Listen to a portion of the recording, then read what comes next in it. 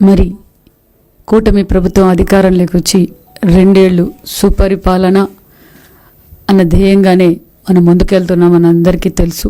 ఈ 2 సంవత్సరాల్లో ఒక పక్క సంక్షేమ పథకాలు, ఒక పక్క అభివృద్ధి కార్యక్రమాలు, ఒక పక్క ఈ రాష్ట్రానికి మరి సంపద కావాలి, ఈ రాష్ట్రం భావితరాల భవిష్యత్తు కోసం బంగారు పునాదులు వేస్తూ ఒక పక్క పరిశ్రమలు, యువతకు భరోసా, మరి అనేక విధాలుగా అభివృద్ధి ధ్యేయంగా మరి కూటమి ప్రభుత్వం ప్రధానమంత్రి నరేంద్ర మోడీ గారి ఆశీర్వాదంతో, మన విజనరీ లీడర్ మాన్యశ్రీ ముఖ్యమంత్రి చంద్రబాబు నాయుడు గారి విజన్తో, మరి పవన్ కళ్యాణ్ మన డిప్యూటీ సీఎం పవన్ కళ్యాణ్ గారి సహకారంతో మరి కూటమి ప్రభుత్వం అభివృద్ధి ధ్యేయంగా మనం పనిచేస్తున్నామన్న విషయం మనందరికీ తెలుసు. మరి ఒక పార్టీ, గొడ్డలి party, criminal party care of address మనుషుల్ని హతమార్చటం, విధ్వంసం చేయటం, దోచుకోవడం, దాచుకోవడం గొడ్డల పార్టీ అలవాటుగా మారిపోయిందనే విషయం కూడా తెలియజేస్తున్నాం. గతంలో అధికారంలో ఉన్నప్పుడు 151 అని చెప్పి రాష్ట్రాన్ని ఏ విధంగా భూస్థాపితం చేశారో మన రాష్ట్ర ప్రజలందరికీ తెలుసు. మరి ఏ విధంగా విధ్వంసం చేశారో, ఏ విధంగా బడుగు బడిగిన వర్గాలపైన, దళితులపైన ఏ విధంగా హత్యలు కావచ్చు, మరి వాళ్ళ ఆస్తులపై దోచుకోవడం కావచ్చు, మనం అందరం చూసాం. ప్రజలు బుద్ధి చెప్పారు గొడ్డలి పార్టీకి, ఈ సమాజానికి, ఈ రాష్ట్రానికి నువ్వు వద్దు, మళ్ళీ కూటమి ప్రభుత్వం అయితేనే, మాన్యశ్రీ ముఖ్యమంత్రి చంద్రబాబు నాయుడు గారు ముఖ్యమంత్రి అయితేనే ఈ రాష్ట్రం బాగుపడుతుంది, ఈ రాష్ట్రానికి ఒక రాజధాని ఉంటుంది, పోలవరం పూర్తి అవుతుంది, ఈ రాష్ట్ర భావితరాల భవిష్యత్తు కోసం మళ్ళీ ముఖ్యమంత్రి చంద్రబాబు నాయుడు గారు అవుతాయని క్లారిటీగా రాష్ట్ర ప్రజలందరూ తెలివిగా మరి కూటమి ప్రభుత్వానికి ఓటేసి మరి సంపూర్ణమైన మెజార్టీతో గెలిపించారు. ప్రజలు ఏ నమ్మకంతో అయితే ఓటేశారో ఆ నమ్మకాన్ని నిలబెట్టుకుంటున్న ప్రభుత్వం కూటమి ప్రభుత్వం. వారు అధికారంలో ఉన్నప్పుడు మరి ఏ విధంగా దౌర్జన్యాలు చేశారో, కుర్చీ కోసం మరి సొంత బాబాయినే రపరప నరకటం చూసాం. ఒక బీసీ బిడ్డ అమర్నాథ్ గౌడ్ని ఏ విధంగా, మరి చంద్రయ్య కావచ్చు, డాక్టర్ సుధాకర్ కావచ్చు, వాళ్ళ సొంత ఎమ్మెల్సీ మరి ఒక దళిత బిడ్డని డోర్ డెలివరీ చేయడం కూడా మనం చూసాం. మరి అధికారం పోయింది, ప్రతిపక్ష హోదా కూడా ఇవ్వలేదు ప్రజలు. మరి ఈరోజు అభివృద్ధి ధ్యేయంగా నిరంతరం ఈ రాష్ట్ర బంగారు భవిష్యత్ కోసం మన విజనరీ లీడర్ మాన్యశ్రీ ముఖ్యమంత్రి చంద్రబాబు నాయుడు గారు ఒక పక్క, మన డిప్యూటీ సీఎం పవన్ కళ్యాణ్ గారు, మన యువగలం అధినేత నారా లోకేష్ బాబు గారు ఈ రాష్ట్రం కోసం అహర్నిశలు కష్టపడుతూ ఉంటే, మరి ఈ జగన్మోహన్ రెడ్డి గారు గొడ్డల్ పార్టీ అధినేత, క్రిమినల్ పార్టీకి కేర్ ఆఫ్ అడ్రస్ గొడ్డల్ పార్టీ అనే విషయం మనందరికీ తెలుసు. మరి ఈరోజు మరి జగన్మోహన్ రెడ్డి గారు వారి శవయాత్రను, పాదయాత్రను ఎవరైనా పరామర్శించేకెళ్ళినప్పుడు వాళ్ళ సొంత పార్టీ వారి కార్యకర్తలను బలి తీసుకోవడం కూడా మనం చూస్తున్నాం. మరి అదేవిధంగా మనం చూస్తూనే ఉన్నాం. నేను వైసీపీ కార్యకర్తలకు నేను తెలియజేసేది ఒకటే, మీరు ఒక్కసారి ఆలోచించుకోండి. మీరు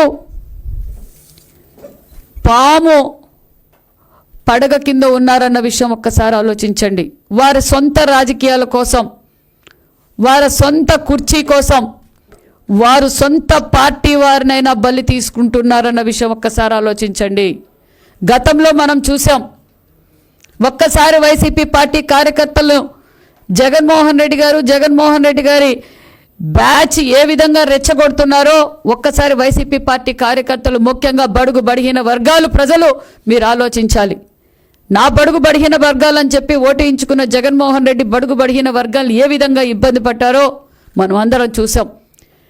మరి బడుగు బడిహీన వర్గాలకు పెద్దపీట వేసింది, హక్కును చేర్చుకుంది ఆనాటి అన్న నందమూరి తారక రామారావు నుంచి ఈనాటి లోకేష్ బాబు గారు అన్న విషయాన్ని కూడా మీకు అందరికీ తెలియజేస్తున్నాం.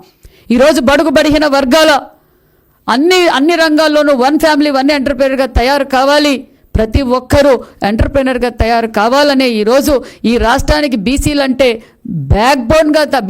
బ్యాక్వర్డ్ కాదు, బ్యాక్ బోన్గా తయారు కావాలని ముఖ్యమంత్రి చంద్రబాబు నాయుడు గారు ఒక పక్క, మరి యువగలం అధినేత నారా లోకేష్ బాబు గారు కష్టపడుతున్నారు. మరి వైసీపీ పార్టీ వారు ఏం చేస్తున్నారు?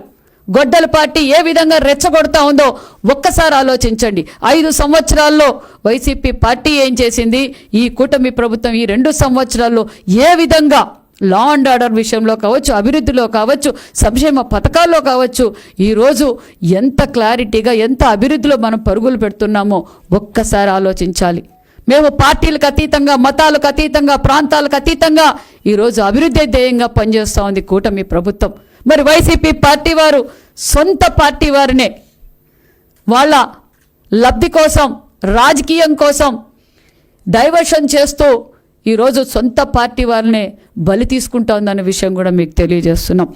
మరి దేవరపల్లిలో జగన్ అరాచక యాత్రలో వైసీపీ సైకోల వల్ల చిరు వ్యాపారి గడ్డం మరి మునేశ్వరరావు గారు బలి కావడం మనం అందరం చూసాం. అంతేకాకుండా పలాసలో దానయ్య యాదవ్, మరి దానయ్య యాదవ్ ఏ విధంగా చనిపోయాడో మనందరికీ తెలుసు. దానయ్య యాదవ్ ఒక గొర్రెల కాపరి దగ్గర కూలి వ్యక్తిగా పనిచేసేవారు దానయ్య యాదవ్. అతనికి 2 పిల్లలు, ఒక భార్య. నిజంగా మరి చాలా నిరుపేద కుటుంబం. కూలి పని చేస్తే తప్ప ఆ సంసారం ముందుకు సాగదు. మరి దానయ్య కుటుంబాన్ని పరామర్శించరు జగన్మోహన్ రెడ్డి గారు.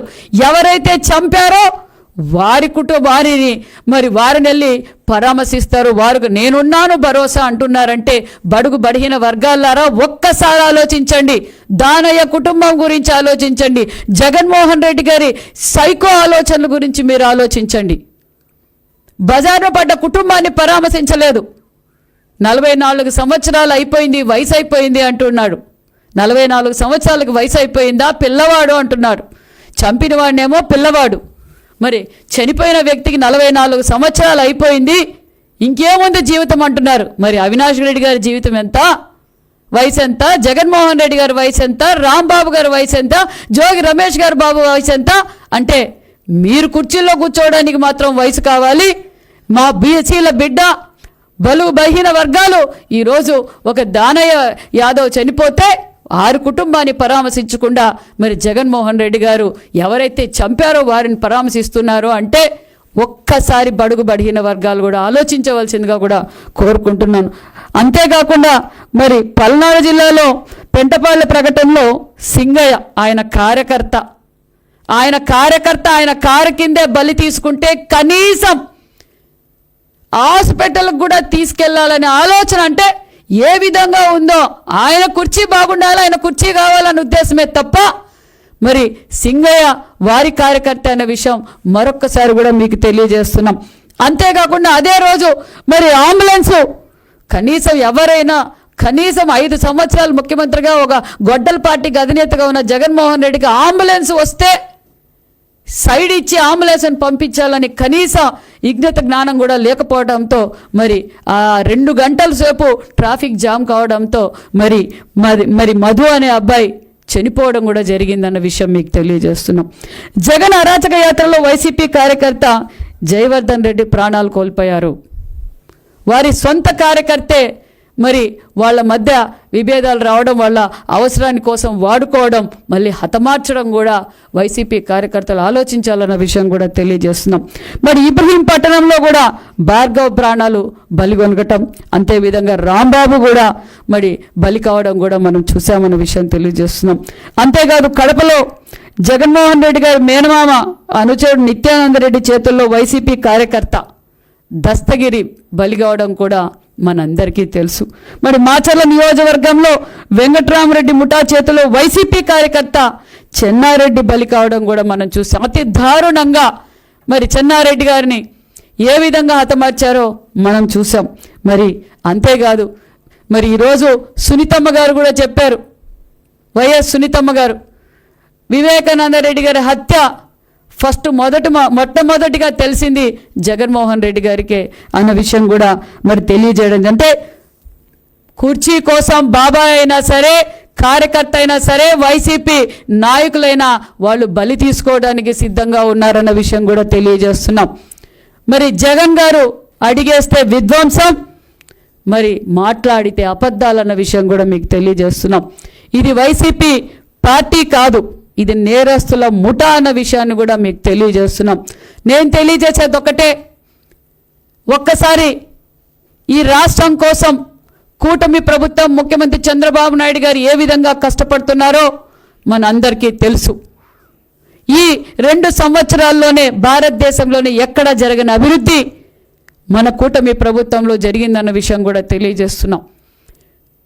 నేను పదే పదే చెప్తున్నది ఒకటే, ఈరోజు బడుగు బడిగిన వర్గాలు అన్ని రంగాల్లోనూ ఉన్నారు అంటే దానికి తెలుగుదేశం పార్టీ పునాదులన్న విషయం కూడా తెలియజేస్తున్నాం. ఈరోజు తెలుగుదేశం పార్టీ అన్న నందమూరి తారక రామారావు నుంచి ఆనాటి నుంచి ఈనాటి వరకు ఈరోజు బీసీలకు పెద్దపీట వేస్తున్నాం.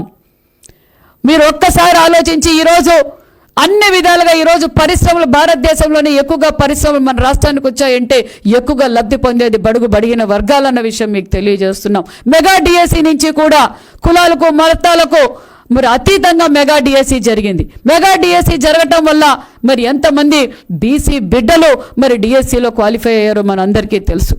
మరి మేము మొట్టమొదటి సంతకం పెట్టిందే మెగా డిఎస్సి మీద సంతకం పెట్టాం. మరి జగన్మోహన్ రెడ్డి గారు 5 సంవత్సరాల్లో మరి ఏ విధంగా డిఎస్సి ఇచ్చారో మరి నేను ప్రతి సంవత్సరం మెగా డిఎస్సి అన్నారు, జాబ్ క్యాలెండర్ అన్నారు, సంపూర్ణ మద్యపాన నిషేధం అన్నారు.